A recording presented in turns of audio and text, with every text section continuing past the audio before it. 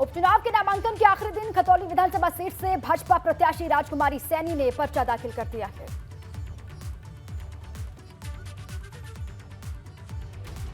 मुजफ्फरनगर की खतौली सीट पर सपा रालोद गठबंधन के उम्मीदवार मदन भैया से मुकाबले के लिए भाजपा ने पूर्व विधायक विक्रम सैनी की पत्नी राजकुमारी सैनी को टिकट दिया, जिन्होंने नामांकन दाखिल करने के बाद कहा कि मुकाबले में मदन भैया के होने से कोई फर्क नहीं पड़ता और जीत भाजपा की ही होगी। महिला भी बहुत आगे की है, अब जहाँ महिला पीछे नहीं है, पहले पीछे थी लेकिन अब बहुत आगे है महिला। पूरा समर्थन मिल रहा, सबका समर्थन मिल रहा। आप देख लो जनता समाज कितने साथ। राजकुमारी सैनी के नामांकन से पहले खतौली में डिप्टी सीएम ब्रजेश पाठक ने जनसभा को संबोधित किया। क्षेत्र की जनता से वोट देकर खतौली सीट पर भाजपा की हैट्रिक लगवाने की अपील की। बहन राजकुमारी सैनी के समर्थन में लाखों लोग सड़क पर निकल करके नामांकन में आए हैं। मैं कह सकता हूं यहाँ ऐतिहासिक वोटों से चुनाव जीतेंगे और मैं स्वयं क्लोज मॉनिटरिंग कर रहा हूं, यहाँ रह करके प्रचार कर रहा हूं। जब विक्रम सैनी ने मदन भैया को बाहुबली और अपनी पत्नी राजकुमारी सैनी को झांसी की रानी बताते हुए कहा कि राजकुमारी सैनी को किसी का भय नहीं है। ऐसा है, मैं अपनी पत्नी को जानता हूँ, वो मेरी पत्नी है, वो किसी बाहुबली से नहीं डरती। जब मेरे से नहीं डरती तो बाहुबली से क्या डरेगी। इसी बीच खतौली सीट से रालोद सपा के संयुक्त प्रत्याशी मदन भैया पर चुनावी हलफनामे में जानकारी छुपाने का आरोप लगाते हुए मदन भैया का पर्चा खारिज करने की मांग की गई। वाराणसी की ज्ञानवापी मस्जिद मामले में जिला कोर्ट ने मुस्लिम पक्ष को झटका देते हुए फैसला सुनाया। कोर्ट ने ज्ञानवापी मामले में सुनवाई की सहमति दे दी है। कोर्ट ने अंजुमन इस्लामिया मस्जिद समिति की याचिका को खारिज कर दिया, जिसमें भगवान विश्वेश्वर विराजमान को ज्ञानवापी मस्जिद परिसर का कब्जा सौंपने के मुकदमे की सुनवाई को चुनौती दी गई थी। इस मामले में मुस्लिम पक्ष की तरफ से कहा गया था कि ज्ञानवापी मामले में हिंदू पक्ष की याचिका पर सुनवाई नहीं होनी चाहिए, लेकिन कोर्ट ने साफ कर दिया है कि याचिका पर सुनवाई संभव है। इसी वजह से मुस्लिम पक्ष की याचिका को खारिज किया गया है। इस मुकदमे को एक नई दिशा मिलती है आज से, और साथ ही ये मुकदमा बहुत मजबूत हो जाता है, क्योंकि जो राखी सिंह का मुकदमा है श्रृंगार गौरी के और अन्य देवी देवताओं के पूजा और अर्चना के संबंध में, वहाँ तो सिर्फ पूजा अर्चना की बात है, यहाँ तो संपूर्ण परिसर की बात की गई है। हिंदू पक्ष ने कोर्ट में 4 प्रमुख मांगे रखी थी, जिसमें उन्होंने तत्काल प्रभाव से आदि विश्वेश्वर शंभु विराजमान के नियमित पूजा प्रारंभ करना, संपूर्ण ज्ञानवापी परिसर में मुसलमानों का प्रवेश प्रतिबंधित करना, संपूर्ण ज्ञानवापी परिसर हिंदुओं को देना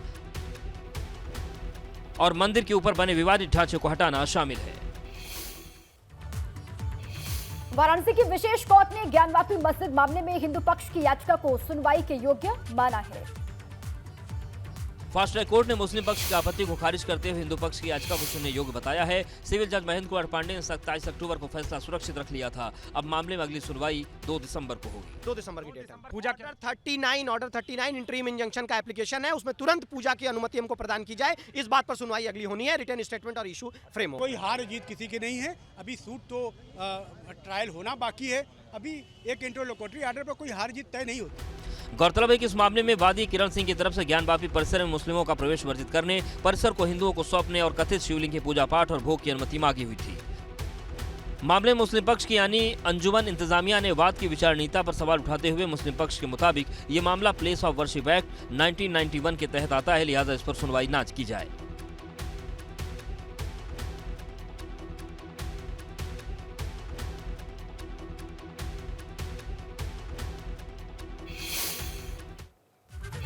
शिकोहाबाद के थाने में एक महिला ने हंगामा कर दिया और कुत्ते के तलाश के लिए पुलिसकर्मी से बहस करने लगी।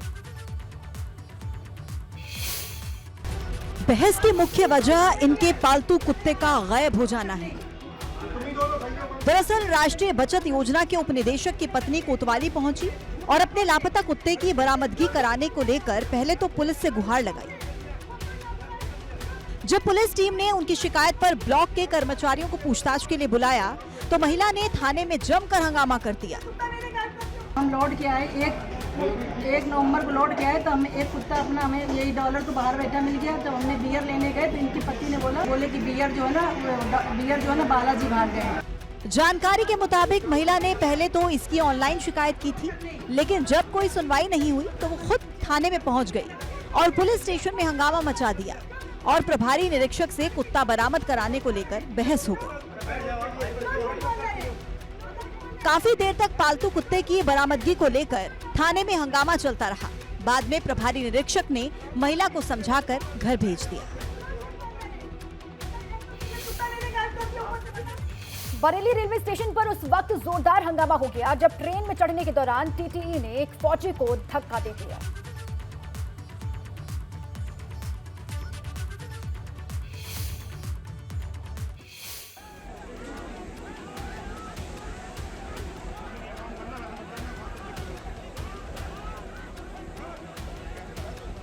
बरेली स्टेशन पर जोरदार हंगामा हो रहा है। लोग एक दूसरे से गुत्थम-गुत्थी कर रहे हैं। इस दौरान 1 घंटे तक डिब्रूगढ़ से नई दिल्ली जा रही राजधानी एक्सप्रेस रुकी रही। दरअसल ट्रेन के टीटी पर आरोप है कि उसने चलती ट्रेन से एक फौजी को धक्का दे दिया, जिससे फौजी गंभीर रूप से घायल हो गए। खून के निशान बता रहे हैं कि फौजी को गंभीर जख्म आए। सूचना मिलने के बाद रेलवे स्टेशन पर जीआरपी, आरपीएफ और पुलिस मौके पर पहुंचे और आनन फानन में जख्मी फौजी को मिलिट्री अस्पताल भर्ती कराया गया। उसको हॉस्पिटल भिजवा दिया गया है। तहरीर पर मुकदमा लिख करके आवश्यक कार्रवाई की जाए। क्या टीटी को गिरफ्तार किया गया है? टीटी अभी फरार है। फौजी को धक्का देने वाले टीटी के खिलाफ मुकदमा दर्ज कर लिया गया है। घटना के बाद से आरोपी टीटी फरार है।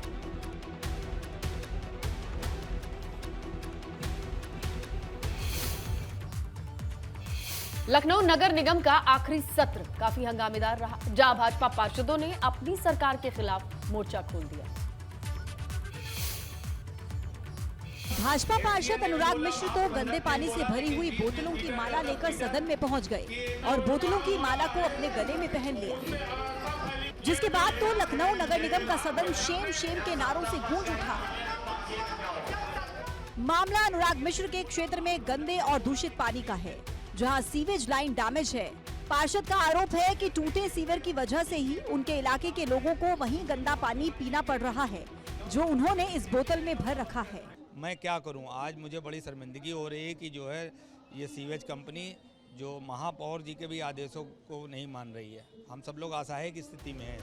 अनुराग मिश्र ने ये भी आरोप लगाए कि महापौर के आदेशों का भी पालन नहीं किया जा रहा है, जिसके बाद तो विपक्षी पार्टियां भाजपा के खिलाफ हमलावर हो गई। अब समझ लीजिए कि जब पक्ष ही परेशान है अपनी सरकार से, अपने अधिकारियों से, तो विपक्ष का और जनता का क्या हाल होगा। अगर बात की जाए ओवरऑल व्यवस्था की, तो अधिकारी जो है वो कहीं ना कहीं लापरवाही कर रहे हैं और जो जनता है वो दूषित पानी की वो माला लेकर आई थी, जिसको आज वो यहाँ पर लेकर आए अधिकारियों को दिया। गाजियाबाद के आवास विकास परिषद पर 13.5 लाख रुपए का जुर्माना लगाया गया है। ये जुर्माना इस धूल उड़ाती सड़क के लिए प्रदूषण नियंत्रण बोर्ड ने लगाया है। बोर्ड ने सड़क के गड्ढों में हवा में जहर बढ़ने की बड़ी वजह माना है, जिसके बाद परिषद ने सड़क को दोनों तरफ से बंद कर दिया ताकि गड्ढों से धूल न उड़े। साथ ही सड़क निर्माण का प्रस्ताव बनाकर शासन के पास भेज दिया। 2 करोड़ रुपए का बजट मांगा गया है। प्रदूषण नियंत्रण बोर्ड के जो लोग थे, उन्होंने देखा कि यह सड़क काफी समय से टूटी फूटी पड़ी है। इसी के चलते प्रदूषण नियंत्रण बोर्ड ने गाजियाबाद आवास विकास पर लगाया है 13.5 लाख रुपए का जुर्माना। गाजियाबाद के वसुंधरा में एयर क्वालिटी इंडेक्स पर नजर डालेंगे तो यहाँ भी हवा भी ज्यादा प्रदूषित है। वसुंधरा कांच का AQI 331 था तो 16 नवंबर के AQI 337 था। 15 नवंबर को AQI 340, 14 नवंबर को हवा सबसे ज्यादा खराब थी, उस दिन AQI 359 था। 13 नवंबर को AQI 342।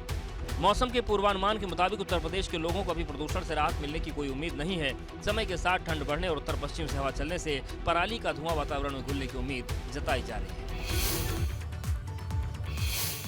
और देखिए, गाजियाबाद के डासना जेल में इन दिनों अजीबोगरीब समस्या पैदा हो गई है। 140 बंदियों में गंभीर बीमारी पाई गई है। ये है गाजियाबाद जिला कारागार, जिसमें क्षमता से अधिक तकरीबन 5,500 बंद कैदी हैं। 5,500 बंदियों में अब तक 140 बंदियों में HIV की पुष्टि हुई है। सभी का इलाज राज्य एड्स कंट्रोल सोसाइटी की ओर से किया जा रहा है। 100 से 150 रहते हैं। जो भी बंदी प्रत्येक रोज आते हैं, उनकी स्क्रीनिंग होती है, उसमें फिर उनका ART सेंटर से उपचार शुरू हो जाता है। तो ये संख्या लगभग हमेशा बनी रहती है और ये लगभग 5,500 कैदी हैं। तो जो भी नया बंदी आता है उसकी जांच होती है यहाँ पे। HIV से पीड़ित कैदियों के लिए जेल में अलग से कोई व्यवस्था नहीं है। जेल अधीक्षक के मुताबिक उन कैदियों में बीमारी के लक्षण मिले हैं जो नशे की चपेट में थे। लेकिन यहाँ सवाल है कि क्षमता से अधिक कैदी जेल में क्यों हैं? क्या बीमारी से पीड़ित कैदियों के इलाज की व्यवस्था मुकम्मल है?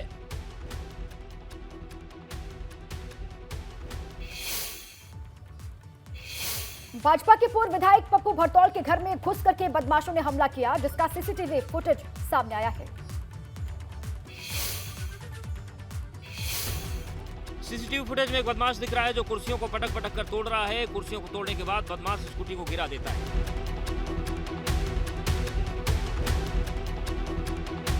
उसके बाद वहां खड़ी पूर्व विधायक की गाड़ी में तोड़फोड़ करता है। यही वो जगह है जहां पर बदमाश घुसे थे। ये वो कार है, आप देख सकते हैं कि इस कार में तोड़फोड़ की गई थी। ये कार में काफी स्क्रैचेज भी आए हैं और ये काफी नुकसान हुआ है। सीसीटीवी फुटेज के मुताबिक बदमाश ने पूरी घटना को सिर्फ 3 मिनट में अंजाम दिया। पूर्व विधायक ने हत्या की साजिश की आशंका जताई है। बढ़ती लोकप्रियता को देखते हुए लोग हत्या करवाना चाहते हैं। हैरानी की बात यह है कि यह घटना 10 नवंबर की है। केस दर्ज कराने के बाद भी पुलिस के हाथ अब तक खाली हैं।